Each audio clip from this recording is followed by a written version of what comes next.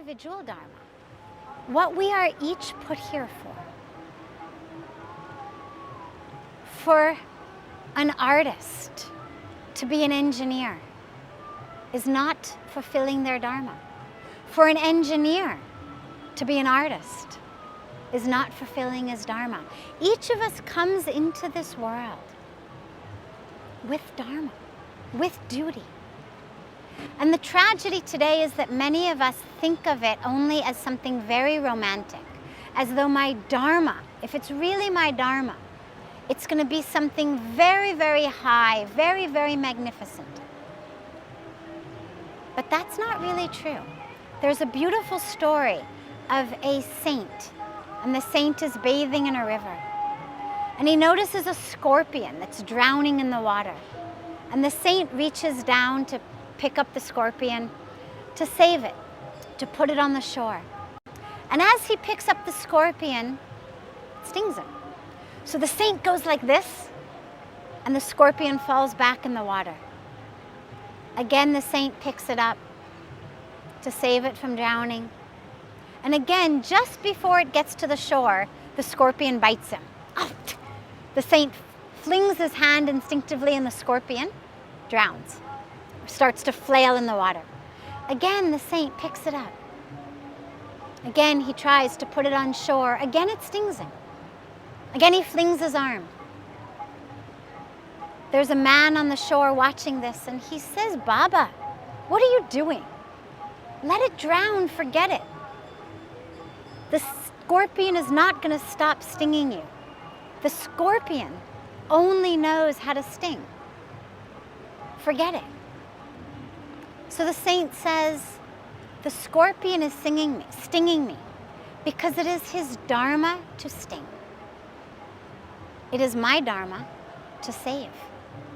And because the scorpion is not leaving his Dharma, why should I leave mine? So Dharma is not always fun, and it's not always romantic. Sometimes Dharma is continuing to get stung while you're saving, because you're a saint and your Dharma is to save. With the awareness that this scorpion is stinging you because it's its Dharma to sting.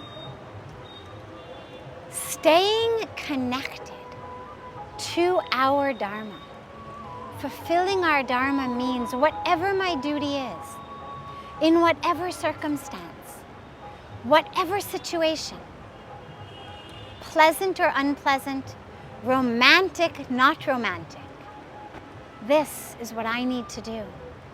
There's a beautiful story of the Sage Naraji. It's a long story, I won't go into all of it, but the Sage Naraji was a great sage. One day, he sees the palm of a princess and is intoxicated with love for this princess. He wants to marry this princess. Now, as it turns out, the father of the princess, the king, was just about to have the special ceremony where all of the eligible suitors come together and vie for the hand of the princess. Now, Naraji was a sage. He was not supposed to be getting engaged in things like marriage, but he was intoxicated with the beauty of this princess. So he goes to God, he goes to Vishnu, and he says, give me the face of Hari, give me the face of the divine, so that I may win this princess's hand in marriage. So Vishnu looks at him and says, done. Now, Naraji goes to the ceremony, and in the ceremony, the princess has to go from one suitor to the next, holding this flower garland, and she's going to decide who will be her husband. One by one she goes. She gets to Naraji, she looks at him, she kind of even laughs a little bit, and continues on. Now Naraji is irate. How could she possibly have walked right by me. I have the face of the divine. She had to choose me. I'm the most beautiful man here. But she doesn't choose him. And after the ceremony, he rushes out. He cannot believe what's happened. He looks in the water and he sees that Vishnuji has given him the face of a monkey. Also one of the meanings of Hari. And he goes to Vishnuji, furious. How dare you? You were supposed to make me the most handsome man. And instead you made me a laughing stock. But it was not Naraji's dharma to marry the princess. We needed Naraji as a sage. We needed Naraji to bring the Bhakti Sutras, to bring all of the great teachings to all of humanity. So even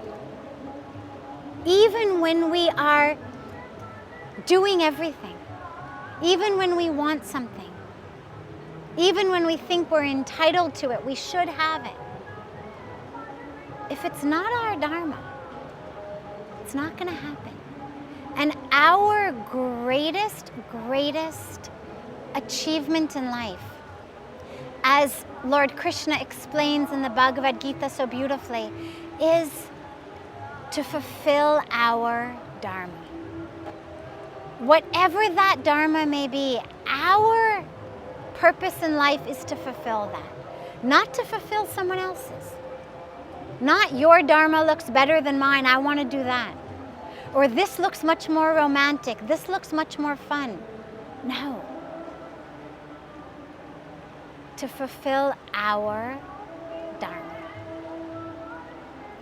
And when we fulfill our dharma, then not only are we held together, but we serve as part of dharma, holding the rest of society together.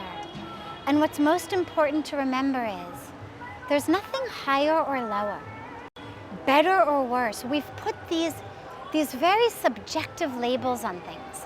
We've said rich is good, poor is bad. Success is good, failure is bad. Health is good, sickness is bad.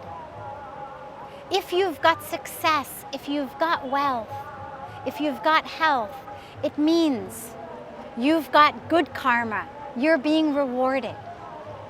If you don't have good health, or you're not so successful, you must have done something wrong. No. Each of us has been given the situation that is most conducive for us to fulfill our dharma. Arjun's dharma was to restore dharma to the land.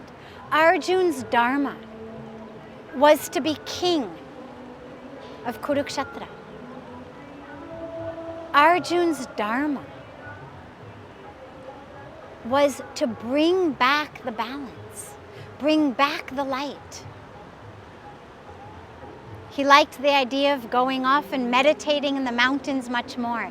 This is where the Bhagavad Gita came from. Arjun said, forget it. I don't want to fight. There's no need. Let them keep the land. Let them keep the kingdom. Let them keep everything. But Lord Krishna reminded him, your dharma is to restore dharma. Your dharma is not to go off into the mountains and meditate. Meditation is great for those whose duty that is. You are a warrior,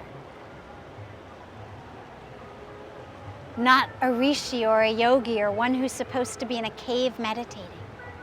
And the same is true for each of us. Our dharma may not be something that's always fun.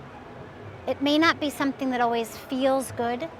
Getting stung by a scorpion doesn't feel good. But when that's our dharma, fulfilling that is what keeps us held together protected, and what enables us to help hold together and protect society and the world.